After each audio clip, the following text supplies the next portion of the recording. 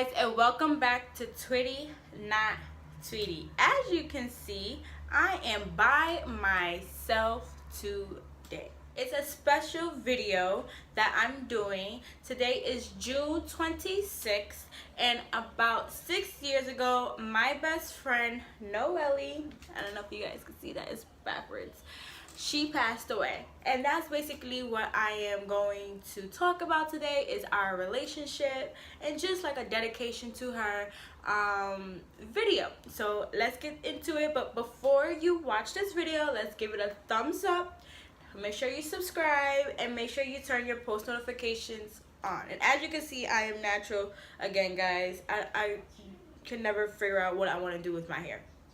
So let's get into the video. So my best friend Noelle, she suffered from a really bad heart disease where her heart would reject her body. So basically, after a while, it would stop functioning as a normal heart should, and it would just stop beating. When she was about 6 months old, she got her first heart transplant, and they had to do the open heart surgery, and she was fine for a while. She did have her ups and downs. She had to take a lot of medication, but she was okay for a while. I met her when I was at my dad's house one year. I wasn't fully at the school in Manhattan yet, but we was in Carshalls Park. If you know the Upper East Side, you know that's the park on East End. We met there in the park, and it was just like two kids playing in the park, and then that was basically it, because I didn't go to school down there. Then later on, for second grade, I did go to school down there in Manhattan, and we met in Manhattan New School, which is on 82nd Street, between, I believe, 1st and 2nd. I can't even remember, guys. It's been a while since I've been in elementary school. So that's where we definitely began our relationship. And our relationship, at first, we just clicked. We just clicked, just like we clicked at the park. We clicked again, and it was just so ironic how I would meet the same girl that was in the park at school, because I wasn't from around, but I wasn't living down there as far as school wise. So it was such a good feeling to be like, oh, I kind of know you, I met you at the park. And it kind of just took off from there. Every time she was in the hospital, I would try and go see her. So yeah, so then her next heart condition that was really traumatic was, I believe it was the 6th grade going into the 7th grade. She got a little bit depressed, and her heart started rejecting again. And this was literally life-changing for me at this point, because not only did she need another heart transplant, but she also needed, she also couldn't remember certain things. She couldn't speak. And I remember when this happened, we was in school in 6th grade. This is now we're in Wagner, so we went to elementary school together, and we went to middle school together, which is Wagner Middle School.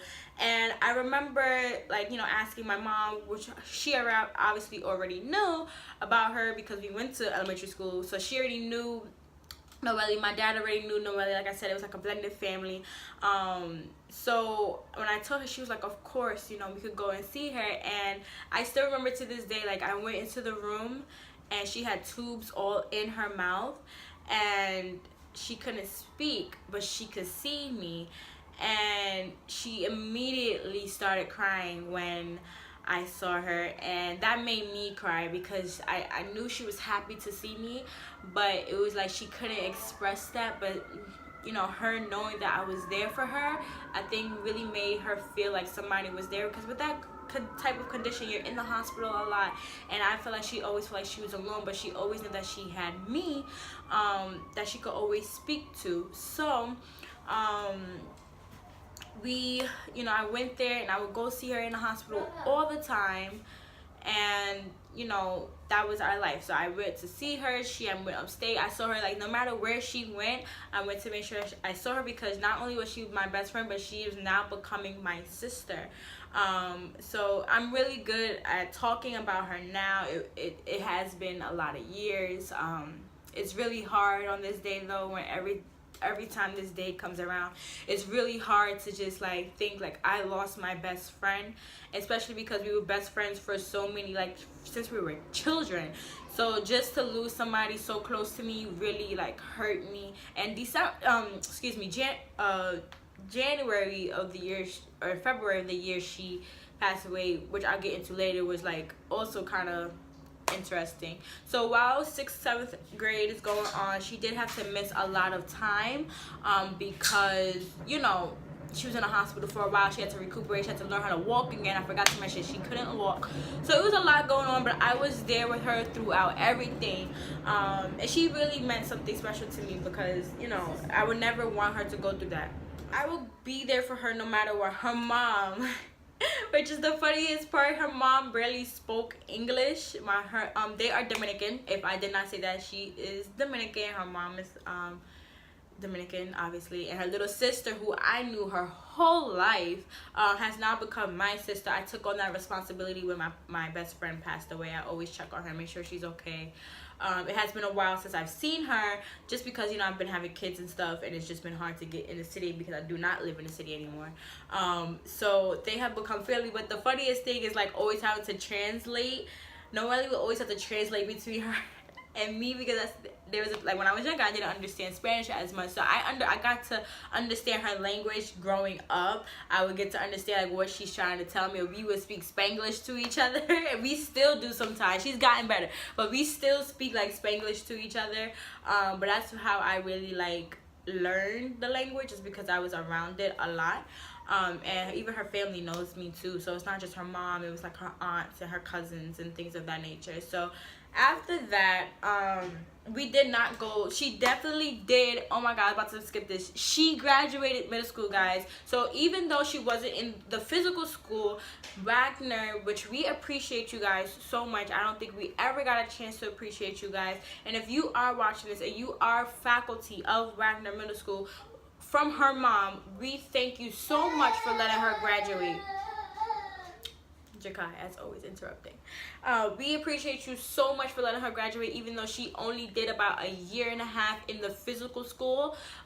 But she did go to school. She got transferred back once she was sick. She came back and all that. So she graduated Wagner with me, which was also the best thing ever, because we didn't know she would be able to, being that she wasn't in the school for as long as the other kids. But she did go to school in the hospital that she was in. So she graduated middle school, and then after that we split ways as far as high school. So I went to LaGuardia High School, and she went to a high school like downtown somewhere. I can't even remember. But we still stayed in contact. That did not break us. So when she needed me, I was there. When she was in the hospital, I was there. When she needed doctor's appointments, I was there. So in 2012, she was going through it. Always has, you know, this is what happens. She had a doctor's appointment, and I would always go to the doctor's appointment, and I just want to say thank you to New York Presbyterian for children in Dyckman, I think they call, no, not Dyckman, where is it, 168th in Broadway or something like that, Washington Heights, I believe they call it. Sorry, somebody's gonna kill me for saying Dyckman, but Washington Heights. We appreciate all the doctors, nurses, faculty, everybody that dealt with my best friend. We thank you and appreciate you so much, from her mom's mouth, through me, through you guys. You guys did everything y'all could for her, and we really do appreciate it. So 2012, February of 2012, she had a doctor's appointment, and I went with her. It was just to check up on everything. But she had discussed with me that she was becoming tired of the fight. And I didn't really understand at the moment about what she was actually trying to tell me, because I'm not ready for my best friend to pass away. So I'm like, nah, she's not like, she's just saying, you know, she's not really doing anything. She's just talking. So she started to begin to tell me like, oh, when I pass away, oh, when I pass away, oh, when I pass away. And I'm like, Noelle, stop it, like cut it out, like no. So later on, that's February, so she ended up passing today, June 26th, which was only a few months. She had got sick again. She had got pneumonia, and they had released her, and she passed away. I'm not gonna get to the full details on how it happened, for the sake of the family and myself. It's a little bit too hard to talk about, but she passed away. So one of her wishes was that nobody wear black, because she was very outgoing. She was very she was ready to party at all times. She was so friendly. She would cut your throat though. She is she was born in August, so she's a Leo, and she would get at you if you was mean to her. She would get at you, but she was the sweetest girl ever. She has such a beautiful heart. So she did not want anybody to wear full black anything. She also wanted to be married, she also wanted to be buried in DR, which is her homeland, obviously. So I felt like when she passed away, it was my duty to let her mom know what her wishes were, being that she had this conversation with me. Now, even though I never in a million years would have thought that our conversation about her telling me this would actually transpire, I did make it my duty to make sure that her family knew that she did not want everybody to wear all black.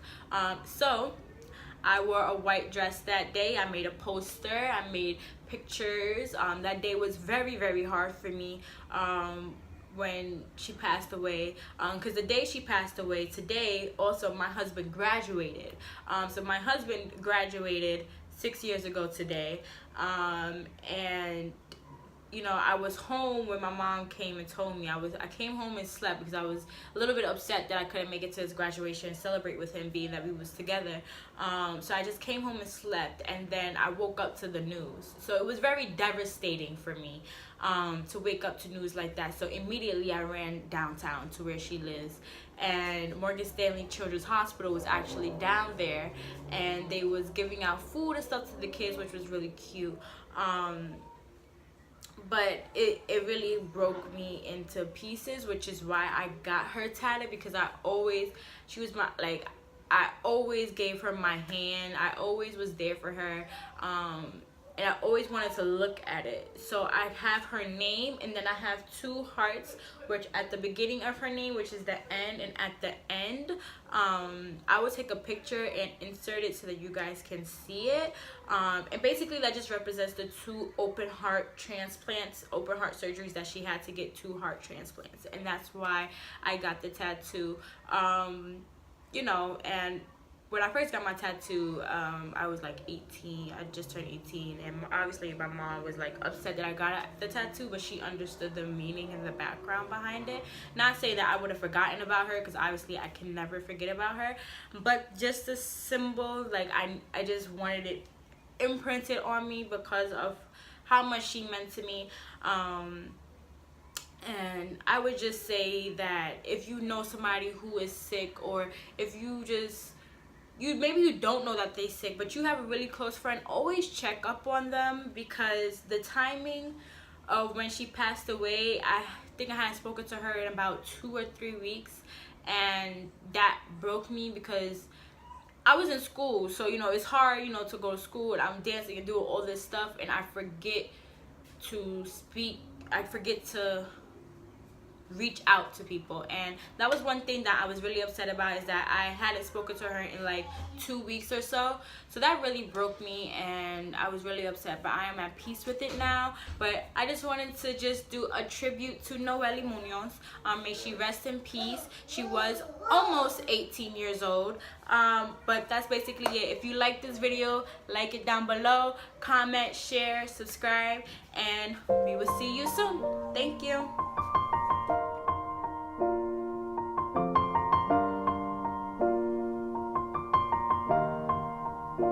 It's been a long day without you, my friend, and I'll tell you all about it when I see you again. We've come a long way from where we began. Oh, I'll tell you